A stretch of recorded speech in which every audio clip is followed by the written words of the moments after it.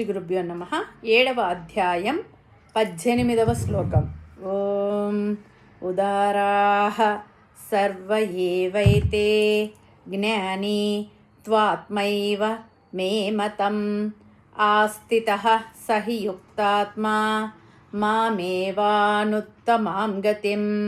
ముందుగా పదపదానికి అర్థం తెలుసుకుందాము. ఉదారాః ఉదార స్వభావం కలవారు. సర్వ ఏవ ఏతే వీరందరూ కూడా, అంటే ఆర్తులు, జిజ్ఞాసులు, అర్థార్థి, జ్ఞాని అనే నలుగురు భక్తులు. జ్ఞాని అయినవాడు తూ కానీ ఆత్మ ఏవ నా ఆత్మస్వరూపాన్ని, మే మతం నా అభిప్రాయము, ఆస్థితః ఆశ్రయించి ఉన్నాడు,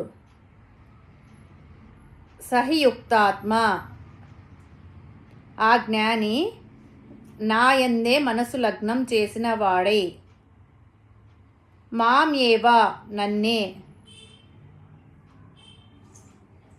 అనుత్తమాం గతిం అత్యంతమైన గమ్యస్థానమైన. తాత్పర్యం ఏమిటంటే ఆర్తులు, అర్థార్థులు, జిజ్ఞాసులు, జ్ఞానులు అనే నాలుగు విధములైన భక్తులు అందరూ ఉదారులే, అంటే మంచివారే అని నా అభిప్రాయము. కానీ వారిలో జ్ఞాని అయిన వాడు ఎల్లప్పుడూ నా యందే మనసును నిలిపి, నా యందు యుక్తుడై నా గురించే ధ్యానిస్తూ నన్నే పొందడానికి నిరంతరం తపిస్తుంటాడు. మామేవ అనుత్తమాం గతిం నన్నే ఉత్తమ గతిగా ఆశ్రయించుకొని ఉంటాడు. అతడే యుక్తమైన స్థిరమైన మనస్సు బుద్ధి కలవాడు. అతనికి నాకు భేదం లేదు. పరమాత్మ పైన చెప్పబడిన 4 రకాల భక్తులలో జ్ఞాని అనేవాడు ఉత్తముడు. ఆ జ్ఞానిలో నేను ఉన్నాను.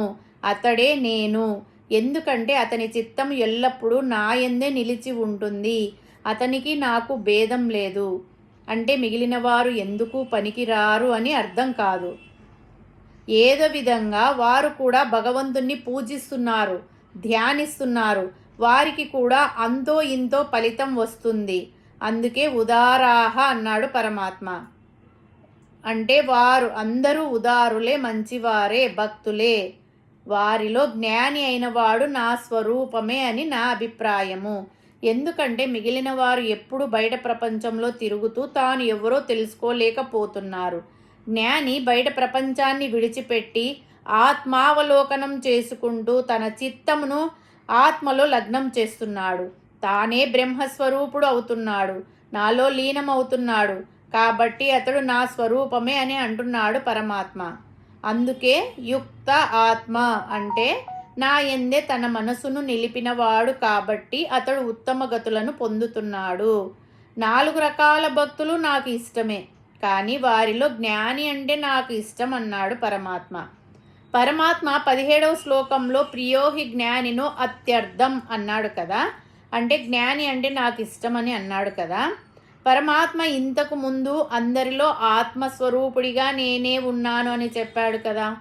మరి ఇప్పుడేమో జ్ఞాని నాకు ఇష్టం అంటున్నాడు. అంటే అర్థం ఏమిటి? పరమాత్మ భేదభావం చూపిస్తున్నాడు అనే? కాదు, పరమాత్మ భేదభావం చూపడం లేదు. పరమాత్మకు అందరి మీద ప్రేమ సమానంగా ఉండాలి కదా అని మనకు అనుమానం రావచ్చు. ఎవరి స్థాయిని బట్టి, వారి స్థితిని బట్టి, సాధనను బట్టి వాటికి ఫలితాలను, ప్రేమను పంచవలసిన బాధ్యత పరమాత్మ మీదే ఉంది కదా. ఉత్తమమైన సాధకుణ్ణి, జ్ఞానిని ఎక్కువగా ఇష్టపడవలసిన బాధ్యత పరమాత్మ మీదే ఉంది కదా. అటువంటి వారిని ఆయన ఎక్కువగా ఇష్టపడకపోతే, ప్రేమ చూపకపోతే సర్వోత్తముడైన సాధకుడు, జ్ఞాని ఎక్కడి నుండి పుట్టుకొస్తారు? పరమాత్మకు మనము అందరికంటే ప్రియం కావాలి అనే కోరిక, తపన ఎక్కడి నుండి వస్తుంది? కాబట్టి వారి సాధక స్థితిని బట్టి, మానసిక స్థితిని బట్టి వారు పరమాత్మకు ప్రియులు. ఎవరు ఏ రకంగా సాధన చేసుకుంటున్నారో ఆ సాధనకు తగ్గట్టుగా ఆయన యొక్క ప్రీతిని పొందుతారు. అందులో ఆర్తులు, జిజ్ఞాసులు, అర్థార్థులు వారి స్థాయిని బట్టి వారు పొందవలసిన ప్రేమ వారు పొందుతున్నారు. వీరు పరమాత్మ ప్రేమకు పాత్రులు మాత్రమే.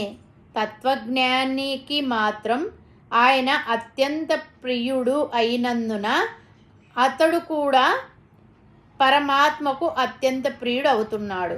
జ్ఞానికి మిగతా వారికి తేడా ఏమిటంటే, జ్ఞాని అనేవాడు ఉత్తమ గతిని చేరి మోక్షాన్ని పొందాలి అంటే నిత్యయుక్తుడు కావాలి. అలా కాకుండా వాళ్లకు వీళ్లకు ఒకే రకంగా అంటే ఈ భక్తుడు అనేవాడు జ్ఞాని అనే స్థితికి రాలేడు. కాబట్టి ఖచ్చితంగా ఆ తేడా ఉండడం కోసం పరమాత్మ అతడు నాకు ఇష్టుడు అని చెప్పాడు. అలా చెప్పకపోతే ఈ మనిషి అనేవాడు కేవలం కోరికలు తీర్చుకుంటూ భగవంతుణ్ణి పూజిస్తూ అక్కడే ఆగిపోతాడు, కానీ పరమాత్మను చేరుకోవాలి అనే స్థితికి రాలేడు.